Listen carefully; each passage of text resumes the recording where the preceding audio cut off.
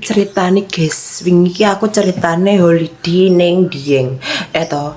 Wes penak wi mangkat isu era menikmati pemandangan, wisata, ngono wis seneng-seneng. Curiga aku ki wayahe balik. Dun, kuwi kan dalane kan turun medun, ya. Era wis aku lungone karo koncoku wedok. Wedok-wedok loro nekat lunga ning Dieng numpak motor. Oke, eta wis dengan PD yuk balik ono medun wis pariwisata ngeng.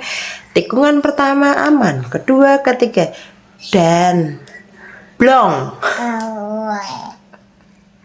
Akhirnya apa? Tak tuntun motorku bar kuwi leren era tekon alamat arah Semarang di wis dikandani rono. Mbak tapi hati-hati kalau lewat sini. Sorok monyetnya pada turun. Mbak istirahat dulu. Ngono. Wis aku istirahat mangan dengan pedine mangan tak kelingan ana kethek. Apa yang terjadi? Jajanku hilang dicolong kethek. Jatahin tuh olah-olah sekondieng ora entuk gara-gara dicolong kethek. Aku amalilah sepenting nyawaku selamat. Semenah harus dibaleni ya.